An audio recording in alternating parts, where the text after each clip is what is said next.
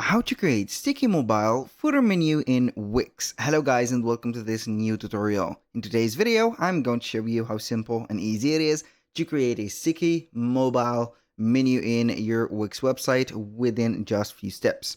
We're going to head over wix.com, sign in for an account, and then we are going to see the dashboard. So once you're on the dashboard, you're going to choose the website that you want to have this option to. I'm going to select maybe this website, wait for the dashboard of it to show up, and then we are going to head over either the setup or the homepage. It is going to be the same because both of them are going to have the option of edit site. So we are going to click on edit site or design site, doesn't matter. We are going to wait for the website to load up, and then we are going to access the mobile version. We are now on the website of ours. So as you can see, this is the desktop version. Now, basically, what are we going to do is to visit up the mobile version, and that is by heading over the header right here, and we are going to choose switch to mobile. So we are going to edit our website into the mobile version. Click on it, wait for a few seconds until it is going to show up the editor or the vertical editor, just like that. Maybe it will take a little bit of time or not. You're going to find two things that will show up. Here we have the quick action, as you can see here, pop up. So we are going to delete it because we do not need it anyway. You can add quick bar at any time. So please, I want this bar to be hidden, or deleted. So we're going to have the back to top, as you can see. We're going to have it right there. So unfortunately, as you can see here, we have these set up. So I think that we cannot access it.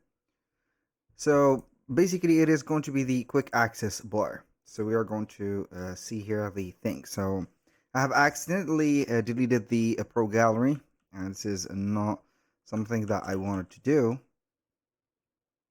So it doesn't matter a lot. Now, what we're going to do is to head over the mobile. We are going to have here the parameter, as you can see, and we're going to have the quick action bar. So it is going to be a, as you can see, permanent bar. I'm going to add it, and it is going to show up in here. Now, basically, it is going to be either a vertical or a horizontal bar. This is going to be permanent, so it is going to be like a hamburger menu, and also you can go ahead and set up the menu for it. This is going to be related to the footer. How we can make it related to the footer, it is going to be very simple. You're going to see that we have the phone, the email, the Facebook, and the chat. Now, we're not going to touch the chat or the Facebook or something like that, but we're going to add some more options. We can add, for example, a specific action or a custom action. We're going to head over here and select the home. So I'm going to have the home, and it is going to be added just right there. So this is the custom action. I'm going to modify it, rename it as home, and we are going to put it at the top. We are going to set it up. So we are going to have the page, and we are going to have the home page, because it is going to be into all the pages that we are going to have in the website. For the phone, you can go ahead and have it right there, or you can go ahead and change it to something else. So here it is not going to accept more than 5 elements. For the chat, it is going to be permanent and not deletable. For the Facebook and email, you can go ahead and set it up. So I can go ahead and delete the Facebook and add another thing, like the address, the WhatsApp, the email, or something else. So I can go ahead and have maybe a custom, choose something like, I don't know here, maybe you're going to have the cart. So, or you can go ahead and have the product page. So I can go ahead and have maybe a product page. So I can go ahead and have this. So, or I can import another icon if I want. So we can go ahead and have maybe this. It is going to be added. I'm going to set it up to a page, which is going to be maybe another page. So since I have added a person, it is going to be related to the account. So we are going to link it to the member area. I'm going to have it like that. Click on done and boom. For the phone, maybe I'm not going to have it right there. So I'm going to delete it. But the email, I need to set it up. So we are going to add an email like Jack. Here I'm going to add a standard email or just something that we can go ahead and carry on. I have it in here and add some more options that are going to be let's say here shown in there. So as you can see, I'm going to add the address because it is going to be permanent and we need it. So we are going to set it up. So we are going to type in, for example, the address of the specific, let's say here, I don't know here, maybe it is not going to show you the map. So we are going to have this, for example, I don't know, here we are going to have something else like that. So you say it is going to be the complete address and you are going to have it just in here. Now, what are we going to do?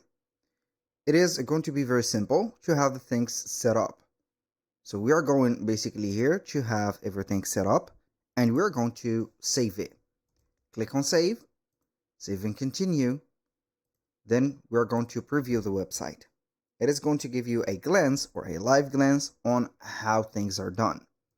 So this is the permanent menu, or you can go ahead and name it a sticky menu.